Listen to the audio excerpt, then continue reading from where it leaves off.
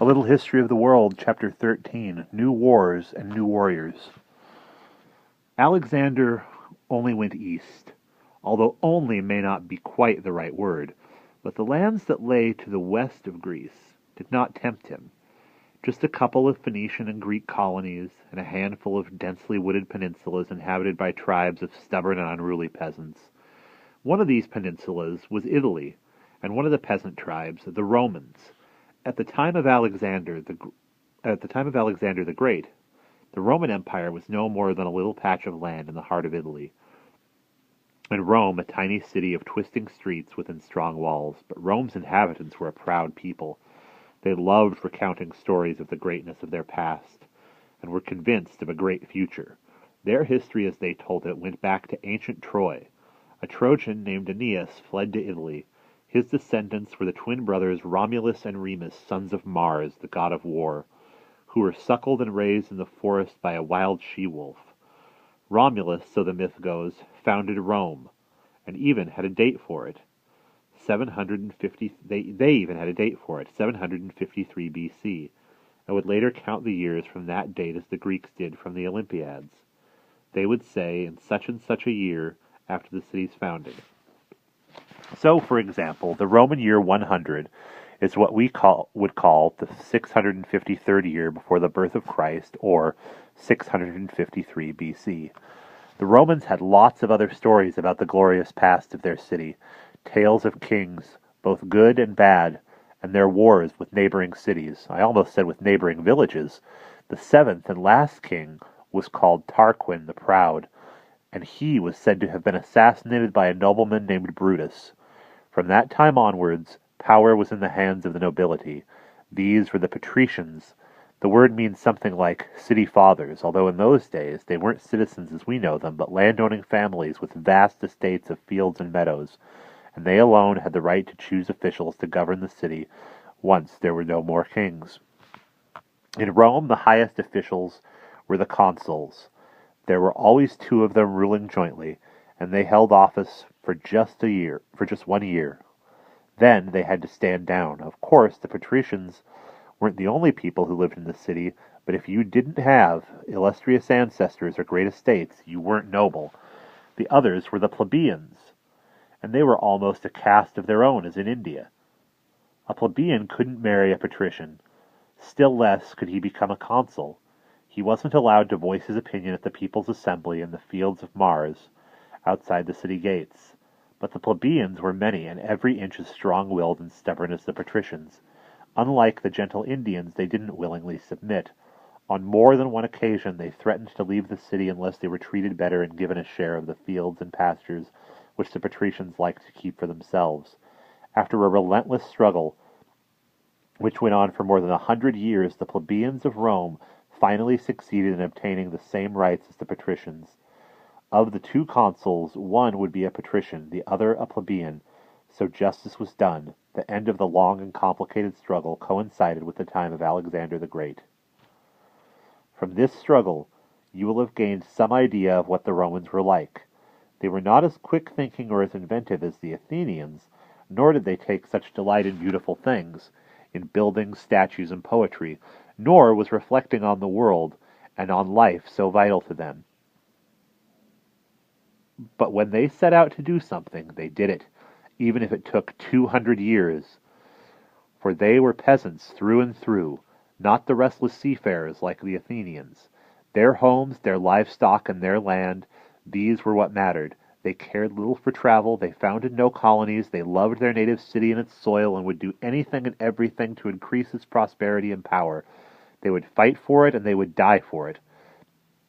Beside their native soil, there was one other thing that was important to them: their law.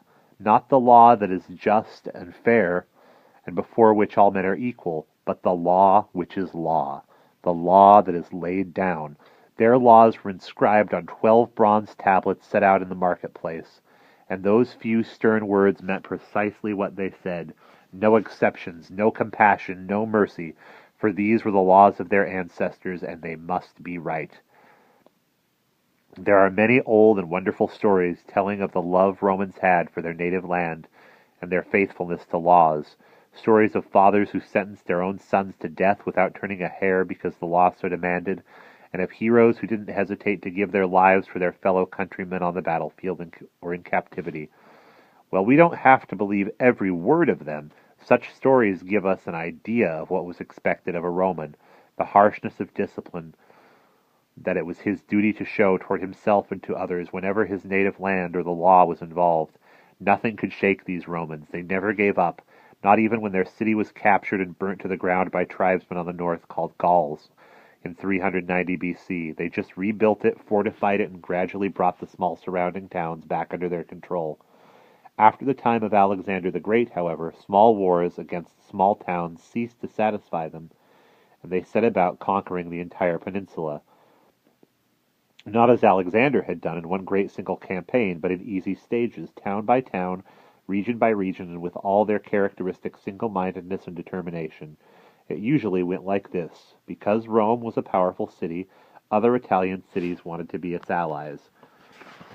This suited the Romans very well, and all would go smoothly as long as the allies behaved themselves. But if a disagreement arose that led to an allies refusing to follow Rome's instructions, it would mean war, a war which Rome's regiment of legions usually won. Now it so happened that one day a city in the south of Italy asked a Greek prince and commander called Pyrrhus to come to its aid against Rome. He arrived with war elephants, whose use the Greeks had learnt from the Indians, and succeeded in defeating the Roman legions, but at a cost.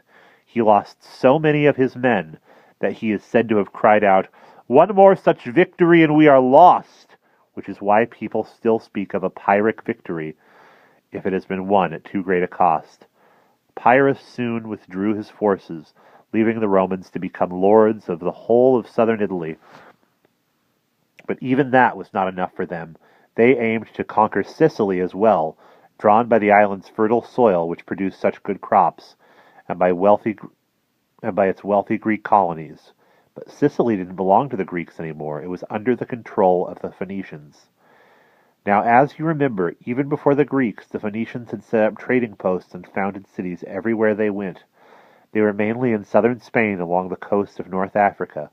One of the African cities was Carthage, and it lay immediately opposite Sicily. Carthage was the richest and mightiest city for miles around, and the Romans referred to its Phoenician inhabitants as Punics. Its ships went far across the seas, taking goods from one country to another, and since they were so near Sicily, they fetched grain from there. Because of this, the Carthaginians had become Rome's first real opponents, and very dangerous ones too. Unlike the Romans, they didn't usually fight themselves, but could afford to pay foreign mercenaries to fight on their behalf. In the war which now broke out in Sicily, they won the early battles, not least because the Romans didn't have many ships, weren't used to sea voyages and sea warfare, and knew next to nothing about shipbuilding. But one day a Carthaginian ship ran aground off Italy. Using it as a model and working in furious haste, the Romans managed to build a whole fleet of identical ships within 2 months. It took all the money they had, but with their brand new fleet they defeated the Carthaginians, who were soon forced to cede Sicily to the Romans. This happened in 241 BC. However, it was only the start of the war between the two cities. "They've taken Sicily," the Carthaginians said to themselves, "so we'll take Spain." Now at the time we're talking about, there weren't any Romans in Spain, only wild tribes, and so the Romans would not allow it. It so happened that there was a Carthaginian commander in Spain whose son, Hannibal, was a truly extraordinary young man. Reared among soldiers, he knew everything there was to know about warfare, hunger and cold, heat and thirst, forced marches, day and night. He had seen them all. He was fearless, unbelievably tenacious, and a born leader. He could outwit the enemy with his cunning and sum up a situation in an instant, and he had a cool head. And he was that rare thing, a man who made war like a chess player, carefully considering each move before he made it. But above all, he was a good Carthaginian. He already hated the Romans for trying to subdue his native city, and their meddling in Spain was the last straw. He left Spain immediately for Italy, equipped with war elephants and a large army, a truly formidable force. To reach Italy, he had to take his army and his elephants across the whole of southern France, across rivers and over mountains and right up over the Alps. He may have taken the pass that goes over the shoulder of Mount Cenis, as it is known today. I've been there myself, following a wide, winding road. But how they found their way over those wild mountains in those days, with no roads to follow, is impossible to imagine, surrounded by deep ravines, sheer precipices, and slippery grass ledges. I wouldn't want to be up there with one elephant, let alone 40. And by then it was already September, and there was snow on the mountain tops, but Hannibal found a way through for his army, and they finally reached Italy. There he was confronted by the Romans, but he defeated them in a bloody battle. Later, the second Roman army surprised his camp under the cover of darkness, but Hannibal, having been forewarned, saved himself with a cunning trick. He tied flaming torches to the horns of a herd of cattle and drove them down the mountainside, where his camp was billeted. In the darkness, the Roman soldiers mistook them for Hannibal's soldiers and rushed off in hot pursuit. How I would love to see their faces when they finally caught up with them and found that they were cows. The Romans had a very gifted general called Quintus Fabius Maximus, who wanted to avoid meeting Hannibal in battle. He believed that Hannibal would eventually become impatient, and being in a foreign country was bound to make a blunder. But the Romans didn't like his waiting game and mocked Quintus Fabius Maximus, calling him Cunitor, hesitator. Ignoring his advice, they attacked Hannibal at a place called Cannae. They were decisively beaten, 40,000 dead on the Roman side. This battle, which took place in 217 BC, was their bloodiest defeat. Yet despite his victory, Hannibal did not march on Rome. Favoring caution, he stayed put and waited for reinforcements from home. And this was his undoing, for Carthage sent no fresh troops, and his men began to run wild, robbing and plundering the Italian cities. Though the Romans no longer dared attack him directly, they called up their men to fight, every one of them, even young boys and slaves. Every man in Italy became a soldier, and these weren't hired soldiers like Hannibal's. They were Romans, and you know what that means. They fought the Carthaginians both in Sicily and in Spain, and everywhere they fought, as long as it wasn't Hannibal, they were fighting, they always won. After 14 years in Italy, Hannibal finally returned to Africa, where his countrymen needed him. The Romans, led by Scipio, their general, had reached the gates of Carthage, and there Hannibal met his defeat. In 202 BC, the Romans conquered Carthage. The Carthaginians were made to burn their entire fleet and pay the Romans a huge sum of money. Hannibal fled and later poisoned himself rather than fall into the hands of the Romans. Emboldened by his great victory, Rome now conquered Greece, still under Macedonian rule, and as disunited and fragmented as ever, they brought home the most beautiful works of art from Corinth and reduced the city to ashes. Rome also expanded northward into the land of the Gauls, who 200 years earlier had sacked Rome. They conquered the region we know as northern Italy, yet even this was not enough. Carthage was still standing, a fact which many Romans would not accept, in particular a patrician named Cato. Cato was a just and honorable man, but notoriously severe.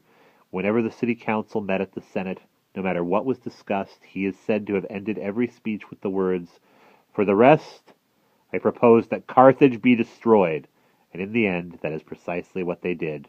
The Romans invented a pretext to attack the Carthaginians, The Carthaginians defended themselves desperately, and even after the city had fallen, the Roman soldiers had to fight on, house by house, through the streets for 6 more days.